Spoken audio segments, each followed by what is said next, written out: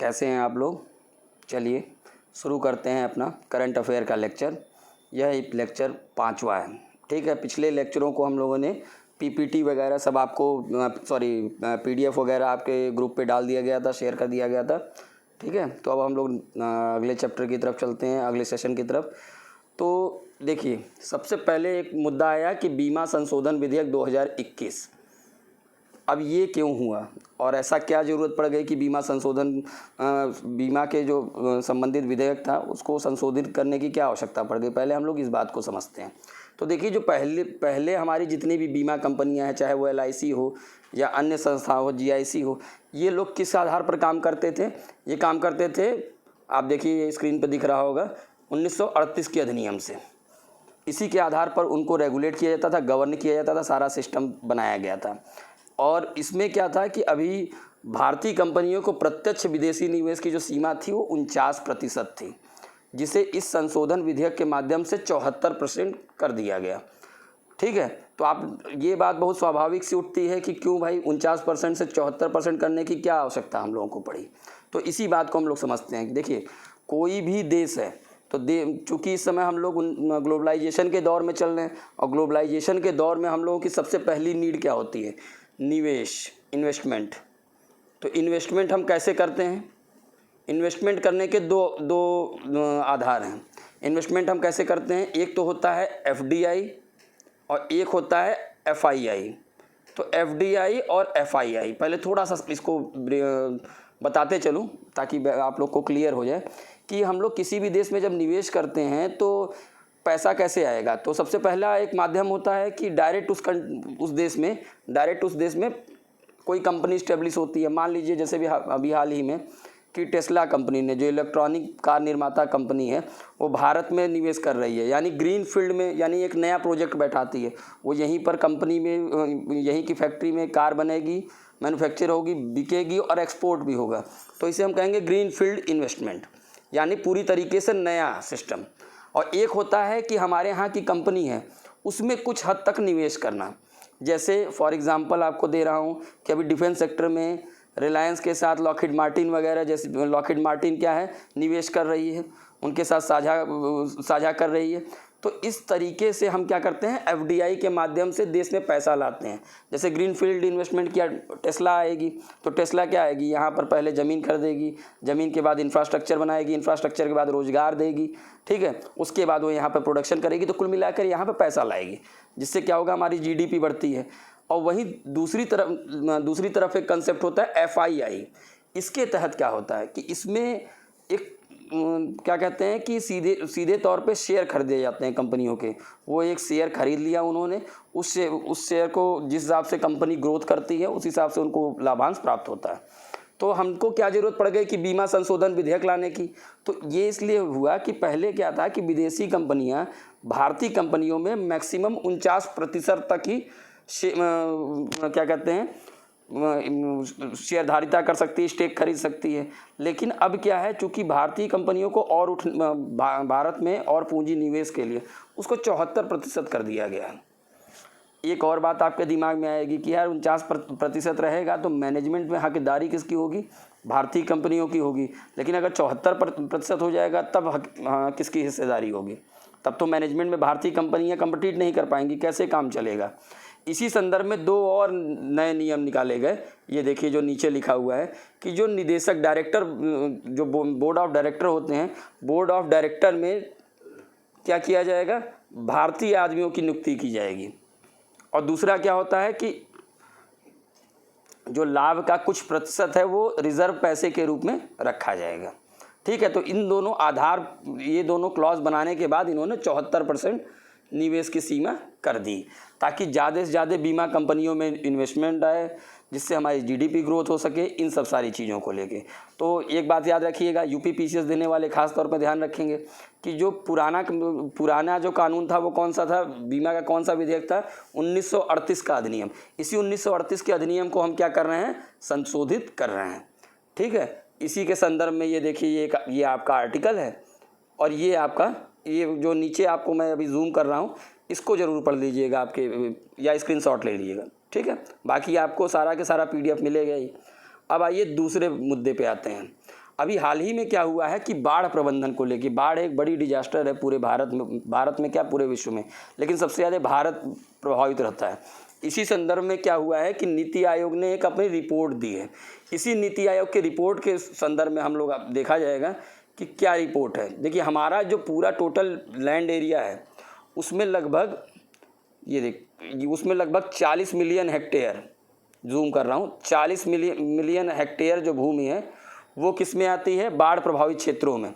अब बाढ़ प्रभावित क्षेत्रों में अगर ये पूरी की पूरी ज़मीन आ रही है तो उसमें से हम लोग कम से कम 19% को छोड़ के 21 मिलियन हेक्टेयर भूमि को संरक्षित कर सकते हैं। संरक्षित कैसे कर सकते हैं, जैसे क्या है, बढ़िया क्या कहते हैं आपका फ्लड मैनेजमेंट करके, बाढ़बंदी करके, ये सब अभी आप लोग GS 3rd पेपर में पढ़ेंगे। डिजास्टर मैनेजमेंट वाला सेक्शन जो है तो उसमें ये आता है बाढ़ वगैरह का, तो आप लोग देख लीजिएगा। और ये पॉइंट आपके मेंस में कहीं कोट करने के लिए चाहे ऐसे में भी इंपॉर्टेंट है। तो अभी क्या हुआ है, नीति आयोग ने एक रिपोर्ट दी है जिसमें क्या है, उन्होंने कहा कि भारत में जो कुल बाढ़ प्रभावित क्षेत्र है वो 40 मिलियन हेक्टेयर है। उसमें से हम 21 मिलियन हेक्टेयर को संरक्षित करके किसी न किसी तरीके से सही कर सकते हैं और उसको हम कृषि भूमि में ला सकते हैं या अन्य कार्यों में उसका यूज़ कर सकते हैं। अब देखिए हम लोग बात करते हैं कुछ बैकग्राउंड की, कि देखिए क्या है संवैधानिक स्थिति। आप लोग जैसे पॉलिटी पढ़ते हैं तो हर विषय को सूचियों में डाला गया है, और सूचियाँ कौन से शेड्यूल में है, 7वें शेड्यूल में है, 7वीं अनुसूची में है। तो 3 सूचियाँ हैं, राज्य सूची, केंद्र सूची और समवर्ती सूची। तो बाढ़ नियंत्रण को अगर हम देखते हैं, इसकी अगर संवैधानिक स्थिति देखते हैं तो बाढ़ नियंत्रण आपको किसी भी सूची में नहीं देखने को मिलता, ठीक है। लेकिन जो सिंचाई है, देखिए यहाँ पे लिखा है सिंचाई, अपवाह व तटबंध, ये तीनों चीज़ें राज्य सूची का विषय है। और संघ सूची में क्या है, अंतर्राज्यीय नदियों और नदी घाटियों का विनिमय। जैसे अभी ये पिछले लेक्चरों में हम लोगों ने पिछले लेक्चर में पढ़ा था कि अभी उत्तर प्रदेश ने क्या है, उत्तर प्रदेश और मध्य प्रदेश ने केन बेतवा लिंक परियोजना को अप्रूवल दे दिया। तो ये पहले केंद्र से अप्रूवल मिलता है, फिर राज्य डिसाइड करते हैं। तो वही बातें ये दिया गया है इसमें, देखिए, ठीक है। अब आगे देखना होगा तो स्लाइड आपके डिजास्टर मैनेजमेंट और GS 3rd पेपर के लिए इम्पॉर्टेंट है।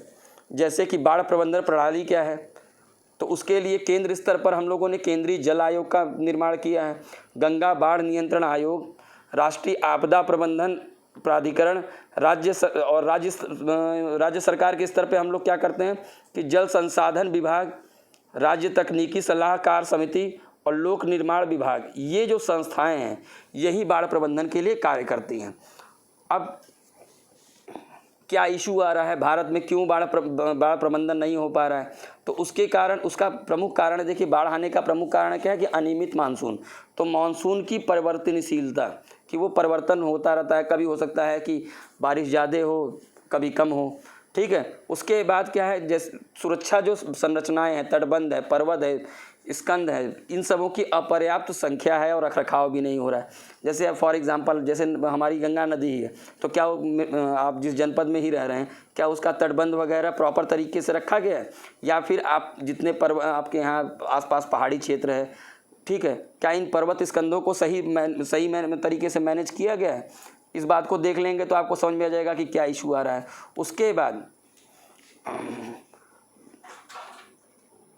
उसके बाद हम देखेंगे तो जो बाढ़ नियंत्रण के लिए जितने लोगों की इनरोलमेंट होती है, जो वो इनरोलमेंट नहीं हो पा रही है, जनता तक अवेयरनेस नहीं पहुंच पा रही है, तो ये मुद्दे रहते हैं। और इसी को लेकर कुछ अनुशंसाएं हैं। जैसे एक कार्यक्रम शुरू किया गया, इस कार्यक्रम का आप लोग नाम याद रखे रहिएगा जब भी आप लोग मेंस देंगे या कभी प्रीलिम्स में ही पूछ लिया, कि बाढ़ प्रबंधन और सीमा क्षेत्र कार्यक्रम, flood management and border area programme, कब शुरू किया गया है, 2021 से 2026 की अवधि के लिए शुरू किया गया है। और इसकी शुरुआत 2020 की योजना है ये, ठीक है। इसमें क्या करेंगे हम लोग कि जैसे बाढ़ को से आपको बचाना है तो क्या करेंगे, नदियों के बगल बगल में छोटे छोटे जलाशय बनाएंगे, ताकि वो रिजर्वायर क्या करे कि पानी का जो ये कैचमेंट एरिया है उसको कम कर सके, ठीक है। उसके बाद तटबंध बनाएंगे, फिर नदियों को जोड़ेंगे। जैसे आप लोगों ने पिछले में पढ़ा कि केन नदी में बहुत ज़्यादा पानी था, लेकिन बेतवा में उतना ही कम पानी था, तो केन से बेतवा में हम पानी का ट्रांसफ़र कर रहे थे। तो इस तरीके से हम फ्लड मैनेजमेंट कर सकते हैं। उसके बाद और क्या कर सकते हैं कि जैसे वाटर शेड मैनेजमेंट, छोटी छोटी अवनालिका बनाकर, जैसे गंगा नदी में ही बाढ़ आने की बहुत संभावना हो, अगर जैसे बिहार में होता है, जनरली वहाँ कोसी में सबसे ज़्यादा समस्या होती है, तो वहाँ क्या है कि छोटी छोटी नहरें बनाकर हम उस पानी को पूरा डिस्ट्रीब्यूट कर सकें। ठीक है, तो हम लोग बात कर लिए, एक छोटी सी बात है, ट्रेडिशनल टॉपिक ही है लेकिन करंट में था तो इसलिए चर्चा कर लिया गया। अब आते हैं नीति आयोग। नीति आयोग कब बना है? नीति आयोग बना है 2015 में। थोड़ा सा इसके बारे में भी जान लें।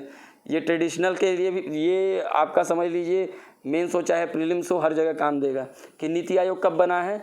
2015 में। क्यों बना है? योजना आयोग के स्थान पर बना है क्योंकि बदलती हुई परिस्थितियों में योजना आयोग कार्य करने में अक्षम रहा।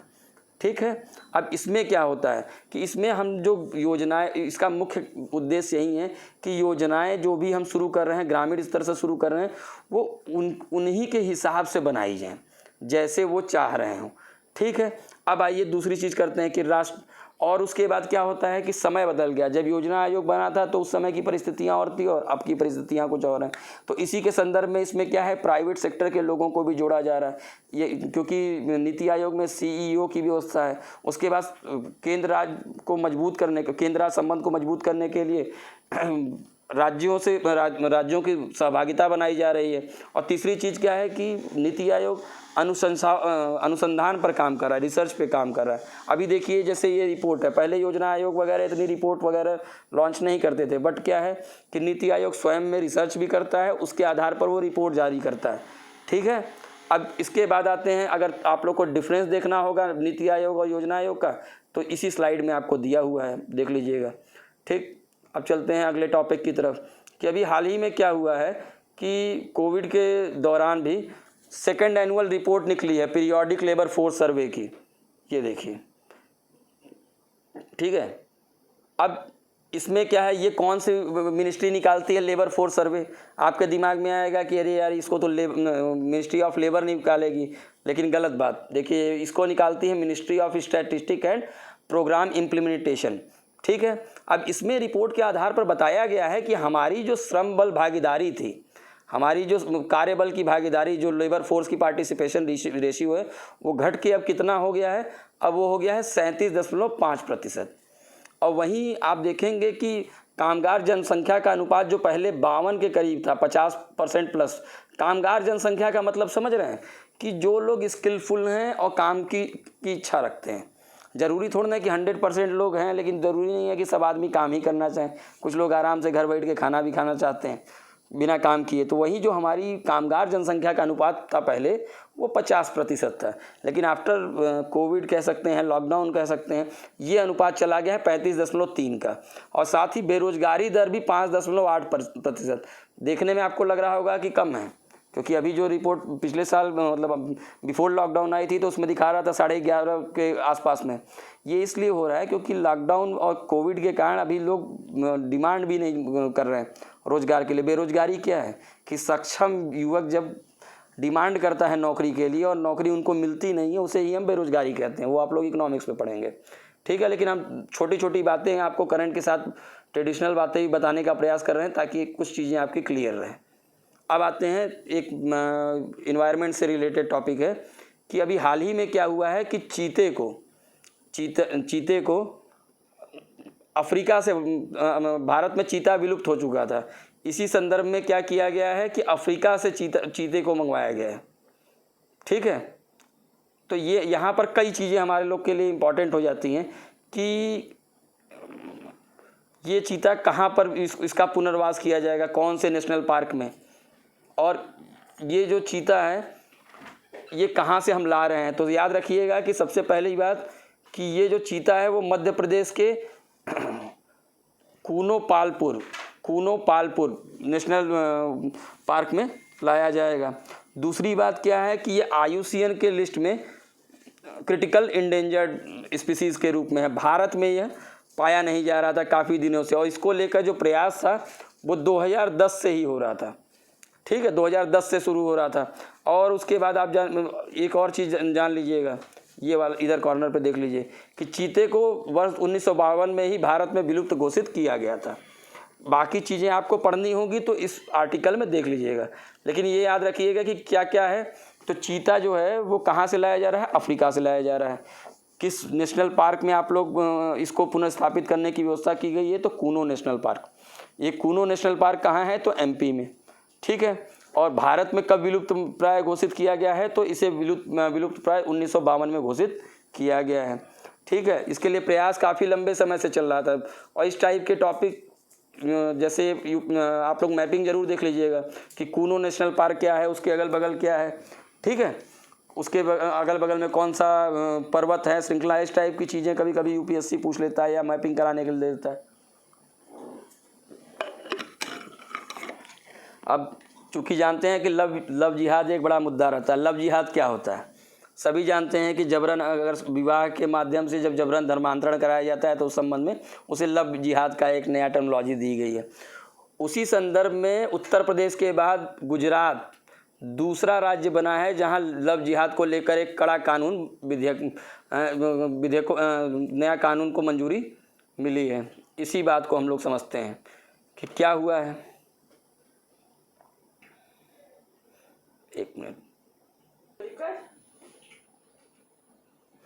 तो उत्तर प्रदेश के बाद गुजरात दूसरा राज्य बना है। यहाँ के राज्यपाल ने इसको मंजूरी दी है, ठीक है, लव जिहाद पर। और इसमें सज़ा का प्रावधान कितना किया गया है? 10 वर्ष का सज़ा का प्रावधान किया गया है। तो आपको याद रखने के लिए क्या है इम्पोर्टेंट, खासतौर में ये स्टेट पीएससी के लिए इम्पोर्टेंट है कि इस तरीके का कानून पहले उत्तर प्रदेश में बना था, उसके पश्चात कहाँ बना है? गुजरात में बना है। और इसमें सज़ा कितनी रखी गई है? वो 10 साल की रखी गई है।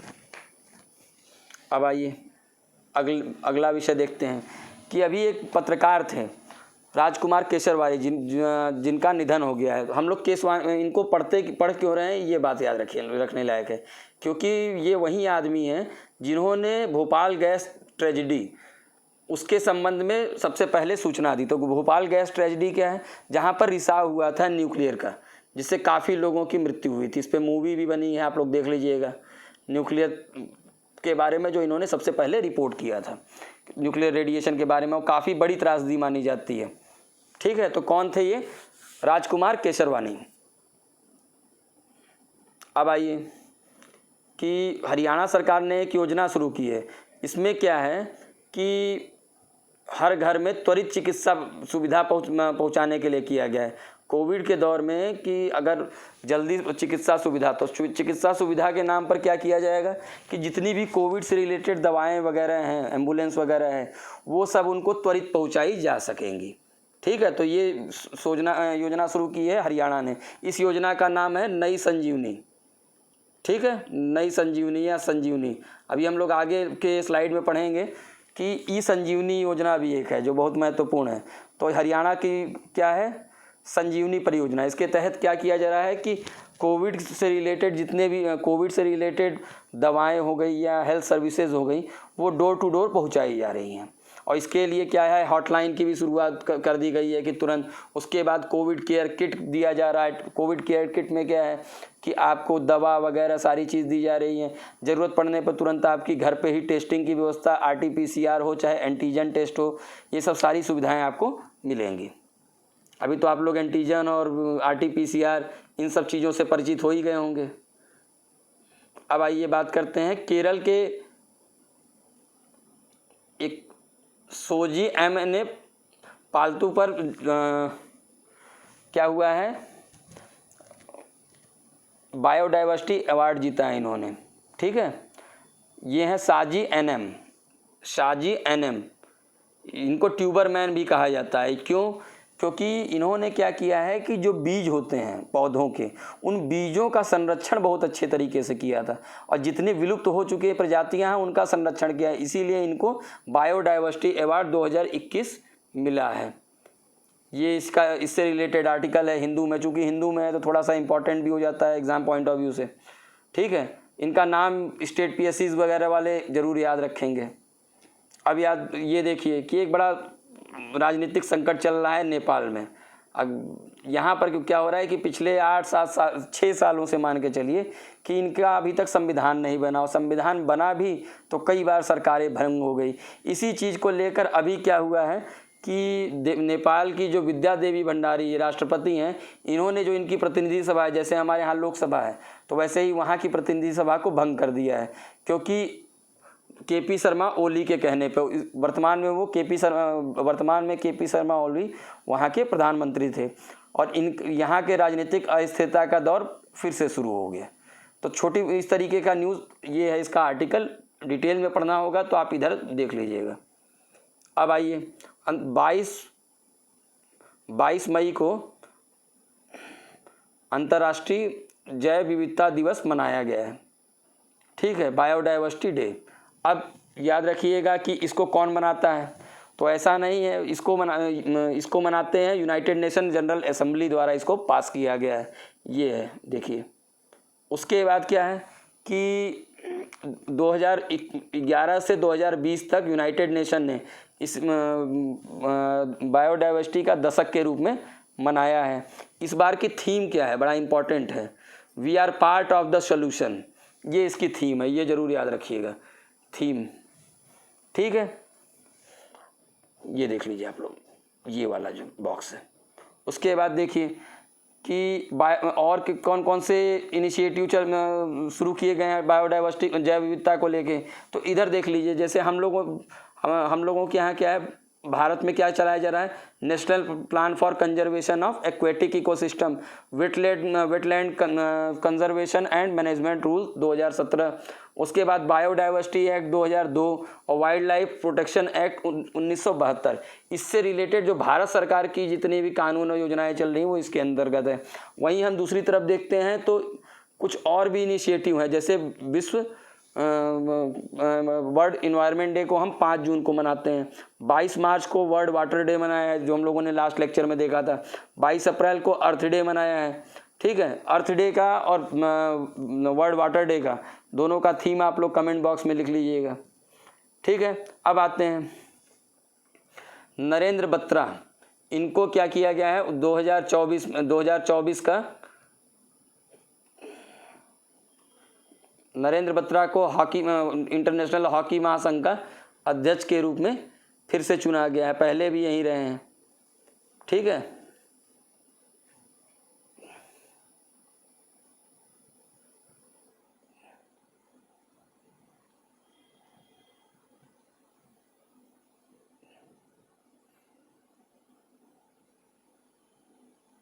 नरेंद्र बत्रा को 2024 तक दूसरे कार्यकाल के लिए अंतर्राष्ट्रीय हॉकी महासंघ के अध्यक्ष के रूप में चुने गए हैं। वहीं दूसरी तरफ हॉकी इंडिया ने देश में खेल के विकास के लिए अंतर्राष्ट्रीय हॉकी महासंघ का इटर्नी ग्लेचेस अवार्ड जीता है। ये अवार्ड जरूर याद रखिएगा आप लोग, ठीक है। अब आते हैं एससीओ के बारे में आप लोग जानते होंगे या नहीं जानते हैं। एससीओ ने अभी ये संघाई सहयोग कॉरपोरेशन है, संघाई सहयोग संस्था। इसमें क्या है कि Bharat, Pakistan, Kyrgyzstan, Tajikistan, Russia और चाइना सभी लोग शामिल हुए हैं। तो अभी इसका एक अभ्यास का आयोजन किया गया है, पैबी एंटी टेरर, ये याद रखिएगा, पैबी एंटी टेरर, ये है जिसमें भारत पाकिस्तान दोनों साथ में होंगे, ठीक है। और एससीओ में भारत कब शामिल हुआ ये याद रखिएगा, 2017 में, ठीक है। अब बात करते हैं, अभी क्या हुआ है कि अमेरिका ने ओमान की खाड़ी में, गल्फ ऑफ ओमान में एक अमेरिकन सी वॉरफेयर एक्सरसाइज शुरू किया है। अमेरिकन सी वॉरफेयर एक्सरसाइज शुरू किया है। इसमें कौन कौन से देश शामिल हैं? इसमें है बेल्जियम, फ्रांस और जापान, ठीक है। तो अमेरिका ने शुरू किया है ओमान की खाड़ी में। ओमान की खाड़ी कहाँ है? ये मान लीजिए भारत है, ये इधर पाकिस्तान वाला एरिया है, इधर ये जो एरिया बचेगा ये, ठीक है। तो ये ओमान की खाड़ी में इसको शुरू किया गया है। इसमें भारत शामिल नहीं हुआ है, इसमें बेल्जियम, फ्रांस और जापान है, इसीलिए कंफ्यूज मत होइएगा, पता चला भारत को भी उसमें सही मान लिए। अब कुछ दिवस के बारे में बात कर लेते हैं। तो 21 मार्च को नस्ली भेदभाव उन्मूलन का अंतर्राष्ट्रीय दिवस मनाया गया, ठीक है। और 21 मार्च को ही अंतर्राष्ट्रीय वन दिवस भी मनाया गया। और 21 मार्च को विश्व डाउन सिंड्रोम, एक बीमारी है, आप लोग पढ़िएगा जरूर, स्टेट पीएससी और यूपी पीसीएस वाले खास तौर पे। उसके बाद 21 मार्च को ही विश्व कविता दिवस भी मनाया गया है, ठीक है। अब आते हैं एआई, आर्टिफिशियल इंटेलिजेंस, एक बहुत ही उभरती हुई तकनीक है। जो आप लोग जितनी भी चीज़ें देख रहे हैं, खास तौर पे जो गूगल देख रहे हैं, यूट्यूब देख रहे हैं, जैसे यूट्यूब ही है, तो यूट्यूब में आप लोग जिस टाइप की एक चीज़ सर्च कर लेते हैं, मान लीजिए एजुकेशन से रिलेटेड वीडियो सर्च करते हैं, तो वहीं आपको दिखती है। तो वही चीज़ है कि आर्टिफिशियल इंटेलिजेंस, यानी मशीन को बुद्धिमत्ता प्रदान करने वाली तकनीक, इसी को हम कहते हैं आर्टिफिशियल इंटेलिजेंस, ठीक है। इसको लेकर अभी चूँकि नई तकनीक है, इसको लेकर भारत और अमेरिका के बीच में रिसर्च को लेकर MOU साइन हुआ है, भारत और अमेरिका को लेके, ठीक है। तो AI क्या है, इसको और अच्छे से देखना है तो ये आर्टिकल जो साइड में लिखा है देखिए, कि अगर देखा जाए तो आर्टिफिशियल इंटेलिजेंस क्या है कि मशीन में सोचने समझने और निर्णय लेने की क्षमता का विकास करना, ठीक है। उसके बाद देखिए भारत द्वारा क्या क्या किया जा रहा है। इसमें सरकार ने क्या किया है कि इधर देखिए, आप लोग जूम कर रहा हूँ, भारत द्वारा किए गए प्रयास। तो अभी क्या हुआ है कि AI की रूपरेखा बनाने के लिए नीति आयोग के उपाध्यक्ष थे राजीव कुमार की अध्यक्षता में एक समिति का गठन किया गया, एक कमेटी बनाई गई है, ठीक है। और वो इस पर जितने भी शिक्षाविद हैं या उद्योग जगत के लोग हैं, उनका भी वो सजेशन लेंगे, उस कमेटी को हेड करेंगे और क्या क्या नई उभरती तकनीक आ सकती है उस पर बात करेंगे। उसके बाद जो फिलहाल वाले बजट में हम लोग देखेंगे तो 5th जनरेशन टेक्नोलॉजी स्टार्टअप के लिए $480 मिलियन का प्रावधान भी किया गया है। और इंटरनेट ऑफ थिंग्स और उसके बाद मशीन लर्निंग, ये सब सारी चीज़ों और ब्लॉकचेन, ये सब सारी चीज़ों को लेकर हम AI पर काम कर रहे हैं। ये कहाँ यूज़ होती है, तो रोबोटिक्स में, डिजिटल मैन्युफैक्चरिंग में, बिग डेटा में, ये सब आप लोग साइंस टेक में पढ़ेंगे, ठीक है। तो बिग डेटा में, क्वांटम तकनीक में, इन सब सारी चीज़ों में आप लोग को ये मदद करती है, ठीक है। अब इसी के लिए AI के लिए ही 7 सूत्री रणनीति भी सरकार ने बनाई है, AI के लिए 7 सूत्री रणनीति भी बनाई है। तो यानी AI क्या है, भारत ने अमेरिका के साथ एक अपना क्या है MOU साइन किया है, मेमोरेंडम ऑफ अंडरस्टैंडिंग। इसके तहत क्या है कि हम भारत और अमेरिका साथ मिलकर AI तकनीक पर रिसर्च करेगा। अब AI क्या होती है कि मशीन को बुद्धिमान बनाने की जो तकनीक होती है उसी को हम AI कहते हैं। अब भारत में क्या संभावना है, हर जगह, जैसे देखिए रोबोटिक्स में हम यूज़ करेंगे, रोबोटिक्स के बाद और कहाँ यूज़ कर सकते हैं, क्वांटम में, ब्लॉकचेन टेक्नोलॉजी में, ये सारी जगहों पर हम लोग यूज़ कर रहे हैं। इसी को लेके राजीव कुमार के अंडर में, अध्यक्षता में, हम लोग एक कमेटी का भी गठन किए हैं। इंटरनेट ऑफ थिंग्स हो, चाहे उसके बाद हो डिजिटल मैन्युफैक्चरिंग हो, ये सब सारी चीज़ें हम लोग इसी के दिशा में बढ़ने के लिए कर रहे हैं। अब देखिए इसमें क्या और क्या चीज़ें हम लोग देख सकते हैं। देखिए ये जितनी भी चीज़ें आपको, जैसे भारत सरकार द्वारा किए जा रहे प्रयास और ये 7 सूत्री कार्यक्रम, इन सब चीज़ों को आप लोग ध्यान से पढ़िएगा, क्योंकि देखिए मेंस दे रहे हो चाहे ऐसे दे रहे हो, AI जैसी जो टॉपिक हैं वो आपको हर जगह देखने को मिलेंगे। PT पॉइंट ऑफ व्यू से तो यही क्लियर है कि भाई अमेरिका के साथ हम MOU साइन कर रहे हैं, लेकिन अगर मेंस में देखेंगे तो ये आपको क्वेश्चन दिखेगा ही और लिंक करके दिखेगा। और इसका सबसे बढ़िया एग्जांपल है AI का कि आप लोग गूगल पर सर्च करते हैं, गूगल आपको उसी तरीके की चीज़ें, आपको एडवर्टीजमेंट आना शुरू हो जाती है।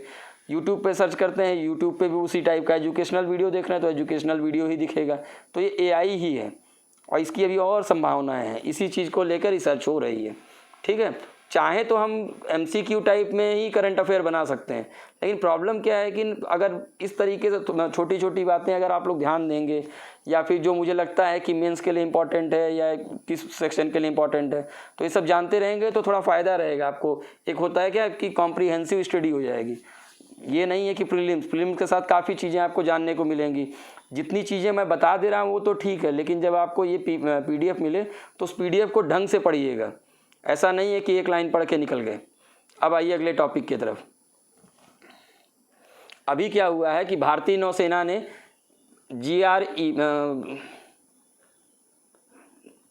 GRSE द्वारा एक स्वदेश निर्मित L-58 लैंडिंग क्राफ्ट यूटिलिटी को कमीशन किया है पोर्ट ब्लेयर में।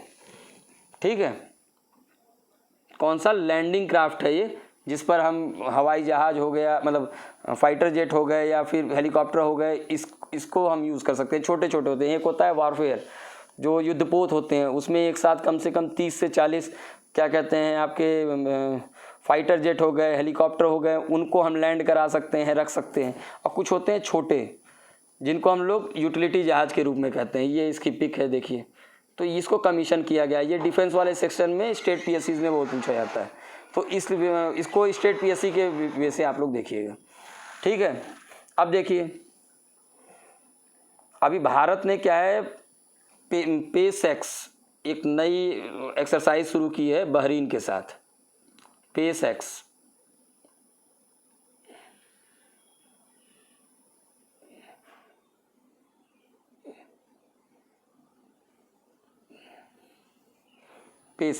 जिसमें अमेरिका भी हमारे साथ रहा है।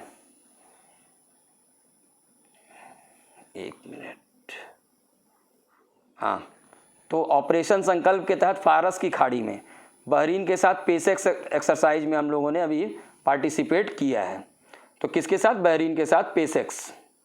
अब आते हैं नीति आयोग के बारे में, तो हम लोग जान गए थे, लेकिन अभी हाल ही में क्लाउड कंप्यूटिंग, देखिए आप, ये भी बहुत इंपॉर्टेंट है, क्लाउड कंप्यूटिंग। तो क्लाउड कंप्यूटिंग पर छात्रों को प्रशिक्षित करने के लिए किसके साथ समझौता किया है? अमेज़न के साथ। अमेज़न के साथ इन्होंने समझौता किया नीति आयोग ने क्लाउड कंप्यूटिंग के लिए। ठीक है, तो नीति आयोग के बारे में हम लोग अभी 4 स्लाइड पहले पढ़े थे। क्या था नीति आयोग? 2015 में बनाई गई संस्था है, और इसमें क्या है कि योजनाओं को ग्राउंड लेवल पर से ही बनाने की बात की जाती है।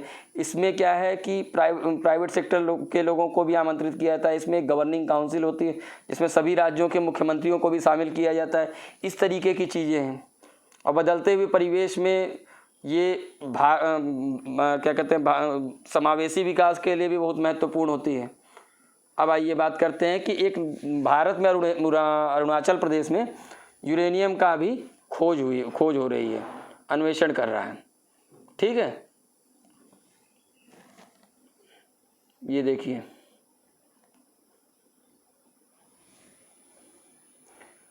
अब अरुणाचल के अलावा हमारे लोग के यहाँ कहाँ कहाँ मिलता है, तो ये मैप देखिएगा आप लोग।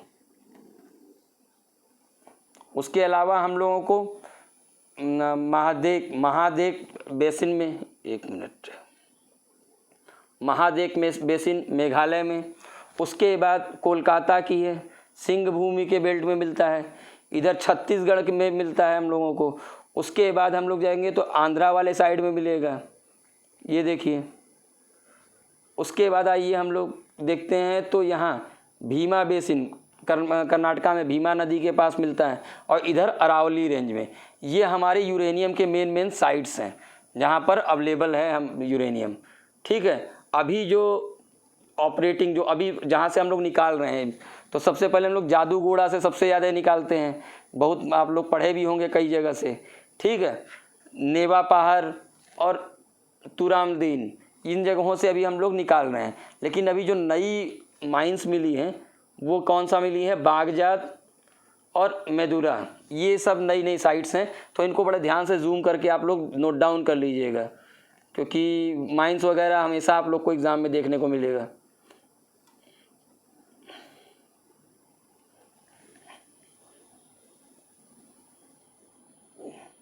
अब आइए, महिलाओं के खिलाफ जो घरेलू हिंसा होती है, डोमेस्टिक वायलेंस होता है, उस पर कार्रवाई के लिए एक कॉन्फ्रेंस हुई थी इस्तांबुल में। उसी को, इस कॉन्फ्रेंस के इनाम पे महिला सशक्तिकरण के लिए हम लोग इस्तांबुल अभिसमय कहते हैं। इस्तांबुल किसकी राजधानी है?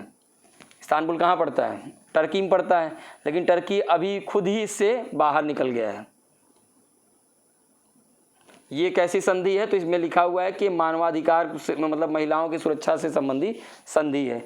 इसमें अभी कितने लोग शामिल हैं?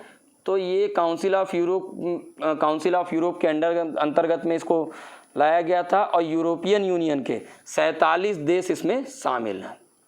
यूरोपियन यूनियन के 47 देशों को इसमें शामिल किया गया है।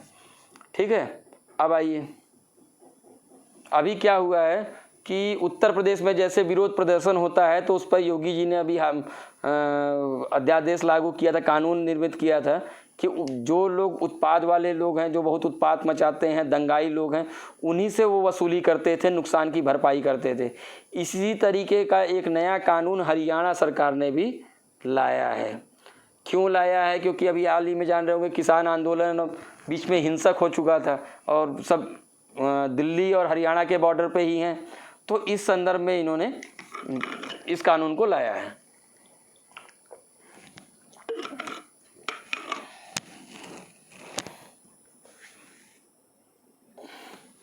अभी बिहार सरकार ने एक नई योजना लॉन्च की है, ग्राम उजाला।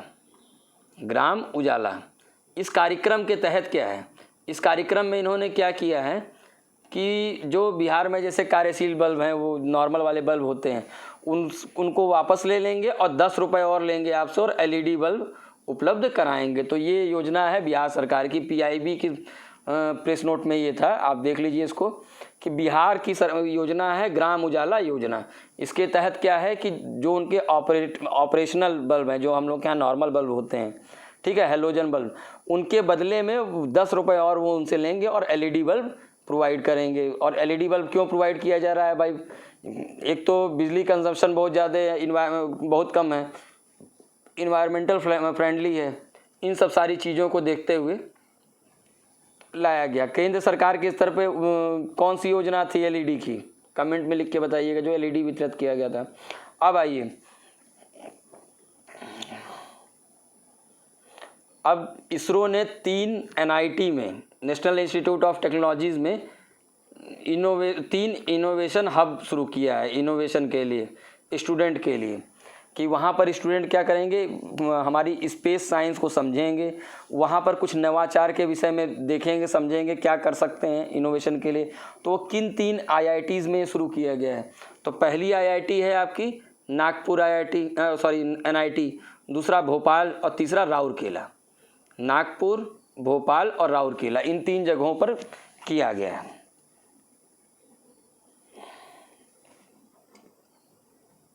अब आइए, अरिंदम बागची को विदेश मंत्रालय का नया प्रवक्ता नियुक्त किया है। अरिंदम बागची, ये नियुक्तियों को थोड़ा सा ध्यान से देखिएगा। अरिंदम बागची का नाम याद रखिएगा। अभी न्यूज़ भी देखते हैं तो उसमें जो प्रवक्ता के रूप में यही बैठते हैं, बताते हैं। अब आइए, तंजानिया की अभी पहली महिला राष्ट्रपति के रूप में ये शपथ ली है। इनका नाम है सामिया सुलूह अल हसन। ठीक है, तो याद रखिएगा कि तंजानिया कहाँ पर है? अफ्रीकन कॉन्टिनेंट में है, पूर्वी साइड पे। इसकी राजधानी कमेंट बॉक्स में लिखिएगा।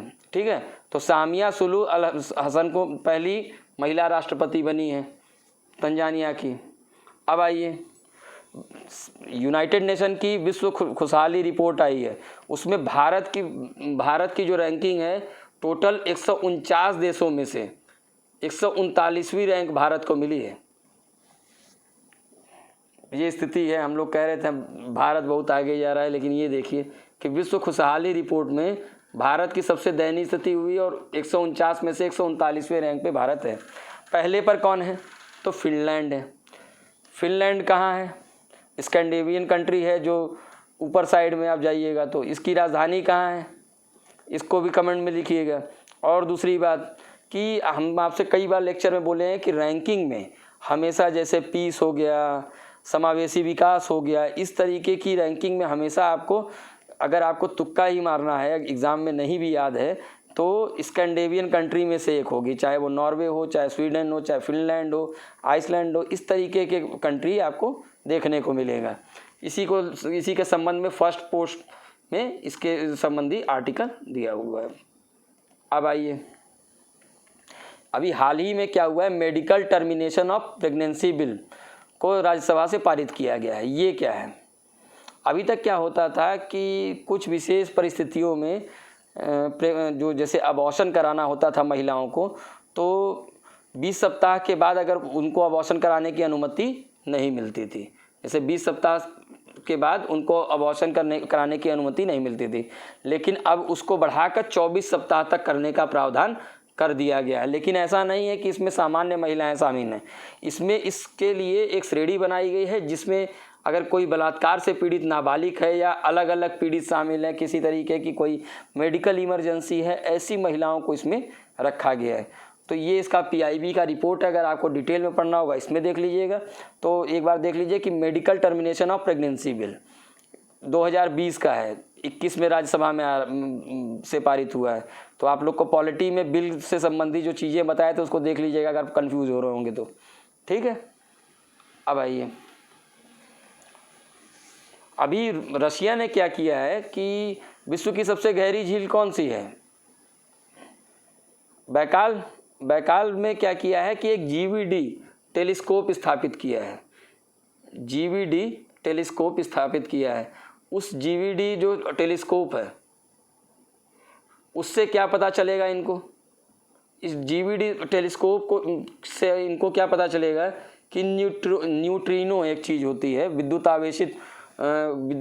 अनावेशित होता है, इन परमाणु कणों की खोज करने के लिए इसको लगाया गया है। वो भी कहाँ पे लगाया गया है, चूँकि ये सबसे गहरी झील है तो सबसे नीचे वाले स्तर में लगाने का प्रयास किया गया है।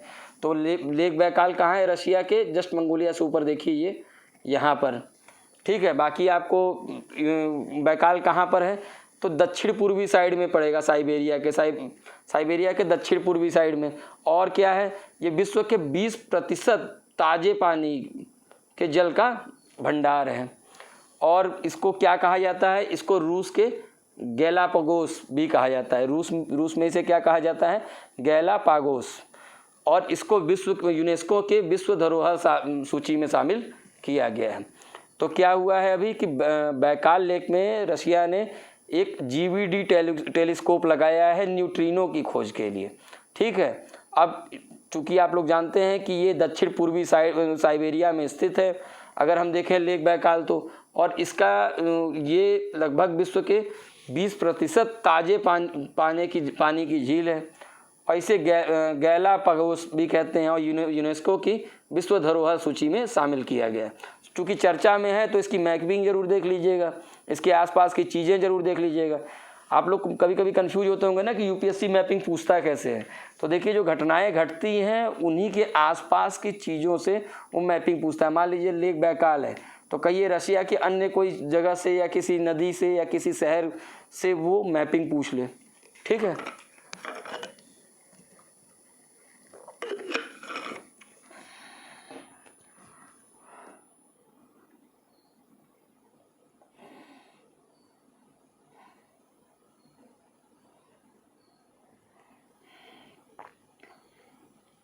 अब आइए, एम.ए. गणपति को एनएसजी का हेड बनाया गया है। अभी ये जो एम.ए. गणपति थे वो सीआरपीएफ के हेड हुआ करते थे, ठीक है। तो सीआरपीएफ के हेड हुआ करते तो एम.ए. गणपति को एनएसजी का चीफ बनाया गया है।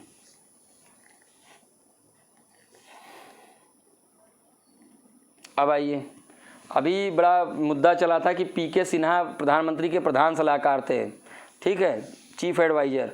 वो अब हाल ही में अभी अपने पद से हटाए गए या स्वयं ही रिज़ाइन उन्होंने कर दिया था। तो ये थोड़ा सा चर्चा का रहा कि भाई ऐसा, इन्होंने कहा कि मैं पर्सनल कारणों से रिज़ाइन कर रहा हूँ। तो इस पर भी कई तरीके की बातें उठी कि भाई ऐसा क्यों हुआ, क्या हुआ, ठीक है। अब आइए, एक इंटरनेशनल ऑर्गेनाइजेशन है टीबी को लेके, एक मिनट, टीबी को लेकर एक इंटरनेशनल ऑर्गेनाइजेशन है स्टॉप टीबी पार्टनरशिप बोर्ड। इसका अध्यक्ष अभी डॉक्टर हर्षवर्धन को बनाया गया है, ठीक है। अब बात करते हैं कि ये कब बना है स्टॉप टीबी पार्टनरशिप बोर्ड। तो ऐसा नहीं है कि इस साल बना है, इसको बनाया गया है 2001 में, ये देखिए, ठीक है। और ये टीबी से रिलेटेड सारी चीज़ों को ऑब्जर्व करता है, उस पर रिकमेंडेशन करता है, रिकमेंडेशन देता है क्या होना चाहिए क्या नहीं होना चाहिए, इन सब बातों को बताते हैं। अब बात करते हैं कि प्रॉब्लम क्या है कि भारत, जैसे 2019 में एक रिपोर्ट आई थी कि 30 ऐसी कंट्रियां हैं, 30 ऐसे देश हैं जहां पर टीबी के लगभग विश्व के 87% मामले हैं, 87% मामले हैं टीबी के। उसी चीज़ को ध्यान में रखते हुए इसको बनाया गया है। इसमें कौन कौन सी कंट्रियां शामिल हैं, तो इसमें इंडिया है, चाइना है, पाकिस्तान है, फिलीपींस है, नाइजीरिया है, बांग्लादेश है। ठीक है, अभी हम लोगों ने एंड टीबी प्रोग्राम शुरू किया था, उसके तहत टीबी को भारत का लक्षित किया है ख़त्म करने के लिए, तो 2025 तक हम लोग टीबी को ख़त्म कर देंगे। और टीबी पे बड़ा फोकस रहता है एग्ज़ाम में, यूपीएससी वगैरह में आप देखेंगे तो साइंस में कभी कभी इससे रिलेटेड कोई चीज़ पूछ लेते हैं। अभी क्या हुआ है कि सरकार की पहल थी ई संजीवनी। ई संजीवनी क्या है? ई संजीवनी है कि टेलीमेडिसिन की सहायता से इलाज को किया जाए। तो टेलीमेडिसिन क्या है? टेलीमेडिसिन का अर्थ ये होता है कि जब आप टेक्नोलॉजी के सहारे, आईटी इंफॉर्मेशन एंड टेक्नोलॉजी के सहारे उपचार प्रदान करते हैं, उसी को हम टेलीमेडिसिन कहते हैं। ये देखिए कि टेलीमेडिसिन स्वास्थ्य देखभाल के क्षेत्र में स्वास्थ्य सेवा प्रदान करने की एक उभरती हुई शैली है, जो कि स्वास्थ्य देखभाल पेशेवर को दूरसंचार प्रौद्योगिकी का उपयोग करते हुए दूरी पर बैठे रोगी की जांच करने के लिए उपचार प्रदान करता है। यानी क्या है कि आप आईटी का यूज़ करके, इंफॉर्मेशन टेक्नोलॉजी का यूज़ करके, नेट का, मोबाइल का यूज़ करके, वीडियो कॉन्फ्रेंसिंग, व्हाट्सएप के जरिए जब उपचार प्रदान किया जाता है, और ख़ासतौर में लॉकडाउन में तो सबसे ज़्यादा महत्वपूर्ण है। तो अभी हालिया में क्या बात हुई है कि भारत ने जो लक्ष्य रखा था कि 3 मिलियन परामर्श पूरे करेगा ई संजीवनी के तहत, वो उन्होंने पूरा कर लिया है बिफोर टाइम। इसके पीछे एक कारण ये भी है जो कोविड। ठीक है, तो ई संजीवनी के बारे में आप लोग थोड़ा सा और डिटेल में देखना होगा। तो ई संजीवनी के बारे में है, इसमें क्या है कि हम लोगों ने लक्ष्य रखा था कि 2022 तक 1.5 लाख स्वास्थ्य और कल्याण केंद्रों में टेली परामर्श प्रदान करने की योजना बनाई गई थी। जो हम लोग 1.5 लाख वेलनेस सेंटर बना रहे हैं स्वास्थ्य से रिलेटेड, उसमें यहाँ तक पहुँचाने की प्रयास किए गए थे, लेकिन हम लोग बिफोर टाइम ही इस लक्ष्य को प्राप्त कर लिए। और बाकी डिटेल देखना होगा तो स्लाइड में देख लीजिएगा। अब आते हैं इलेक्ट्रिक वाहन बड़ा ही चर्चा में रहता है। अभी हाल फिलहाल में सरकार इस पर बहुत ज़्यादा काम भी कर रही है, इलेक्ट्रिक वाहन को लेके। क्यों? क्योंकि ये इसके कारण क्या है कि एक तो इन्वायरमेंटल फ्रेंडली है, और हमारा क्या है पेट्रोल और डीजल के कारण जो क्या कहते हैं पार्टिकुलेट मैटर का जो स्तर बहुत ज़्यादा बढ़ रहा है, जिससे पोल्यूशन फैल रहा है, उन सब चीज़ों का एक उपाय के रूप में देखा जा रहा है। तो इसके लिए अभी हाल ही में क्या हुआ है, तो बैटरी पे चूँकि ये वाहन चलते हैं, तो उस बैटरी के लिए इंडियन ऑयल और इजराइल की फाइनर्जी एक संयुक्त उद्यम की स्थापना करेगी। संयुक्त उद्यम में क्या होता है वही बताए थे अभी एफडीआई में, कि पता चला 49% फाइनर्जी के पास है, 51% हमारी इंडियन ऑयल के पास है। बाकी आप लोगों को इलेक्ट्रिक वाहन संबंधी जो नीति है उसके संबंध में आपको देखना है, तो ये इसमें पूरे स्लाइड में हमने सरकार की जितनी नीतियाँ आई है इलेक्ट्रिक वाहन संबंधी वो हमने इसमें डाल दिया है। अब बात करते हैं कि फ्रांस में भी हाल ही में क्या हुआ है कि फ्रांस की संसद में ये क्लाइमेट चेंज को लेकर एक अलग से प्रावधान शामिल करने के लिए मतदान किया गया है। क्लाइमेट चेंज को, जैसे अभी तक हमारे यहाँ भारत में भी देखा जाएगा तो इन्वायरमेंट संबंधी विषय को हम लोगों ने डीपीएसपी में रखा है। कौन से आर्टिकल में रखा है इसको नीचे लिख दीजिएगा कमेंट में। तो उसी तरीके से फ्रांस में क्लाइमेट चेंज को लेकर पूरा बाकायदा प्रावधान किया जा रहा है, वो कानून नहीं संविधान में व्यवस्था की जा रही है, इसी के लिए मतदान हुआ है। तो ये बड़ा इंपॉर्टेंट है, इसको थोड़ा सा ध्यान से आप लोग पढ़ लीजिएगा, याद रखिएगा, किसी न किसी एग्ज़ाम में पूछा जा सकता है। ठीक है, अभी हाल ही में रिपोर्ट आई है सिप्री की। सिप्री क्या है? Stockholm International Peace Research Institute. ये क्या करता है? ये बताता है हथियारों के बारे में कि कौन सा देश कि कितना हथियार इंपोर्ट कर रहा है, एक्सपोर्ट कर रहा है, या कितनी विश्व में कमी हुई है हथियारों के एक्सपोर्ट या इंपोर्ट में, इस संबंध में रिपोर्ट जारी करता है। तो अभी हाल ही में सिप्री ने बताया कि भारत ने इंपोर्ट में कमी की है। और इसी में हम लोग देखते हैं तो जो सबसे ज़्यादा हथियार के निर्यातक देश हैं वो सबसे नंबर 1 पर है अभी भी अमेरिका, दूसरे पर रशिया, तीसरे पे फ्रांस और फिर जर्मनी, ये देखिए। और जो सबसे ज़्यादा आयातक देश है वो सऊदी अरब, उसके बाद भारत, फिर मिस्र, फिर ऑस्ट्रेलिया। और भारत में गिरावट क्यों हुई है? क्योंकि हम भारत में मेक इन इंडिया के तहत डिफेंस में आत्मनिर्भर बनने का हम प्रयास कर रहे हैं। तो एक नेगेटिव सूची बनाए हैं कि इस सूची में जो विषय हैं, जैसे मान लीजिए कि हेलीकॉप्टर के कोई पार्ट्स हो गए या हवाई जहाज़ के पार्ट्स हो गए, गोली हो गई, इन सब चीज़ों को हम लोग इंपोर्ट नहीं करेंगे। इसको हम मेक इन इंडिया के तहत भारत में ही बनाएंगे। इसी के कारण हमारे आयात में थोड़ी कमी भी आई है, ऐसा सिप्री बोलते हैं। ठीक है। उसके बाद अभी हाल ही में एक नया और आया है रिपोर्ट, जिसमें बताया गया है कि अमेरिका भारत का दूसरा सबसे बड़ा तेल आपूर्तिकर्ता देश बन गया है। सबसे ज़्यादा हमको अमेरिका सप्लाई कर रहा है दूसरे नंबर पे। ठीक है। चूँकि जब चेंज होते हैं कोई, तो वो क्वेश्चन ज़रूर एग्ज़ाम में आपको करंट अफेयर में देखने को मिल जाता है। तो ये आप लोग देख लीजिए। और क्यों हुआ है इसके विषय में आप नीचे आर्टिकल हमने दे दिया है।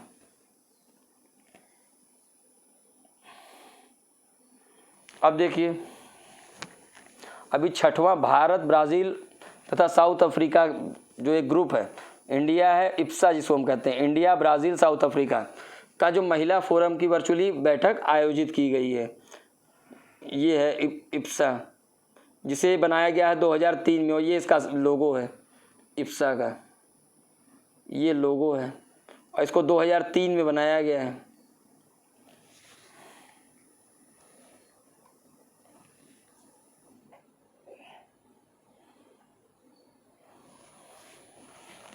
अभी देश का पहला national institute of pharmaceutical education and research Punjab में स्थापित किया गया है। पहला national institute of pharmaceutical education and research Punjab में स्थापित किया गया है। कहाँ पे पंजाब में किया गया है? तो मोहाली में किया गया है इसको। ठीक है। यानी जो दवाएं हमारी हैं, तो दवाओं के ऊपर जो रिसर्च और एजुकेशन का जो रिसर्च सेंटर है वो हम पंजाब में बना रहे हैं। ठीक है। अभी हाल ही में my life in full, work, family and और फ्यूचर, ये बुक आत्मकथा दी हैं। ये आत्मकथा है इंदिरा नूई की, जो पेप्सी जो आप कंपनी देखते हैं पेप्सिको की क्या है, CEO रही हैं।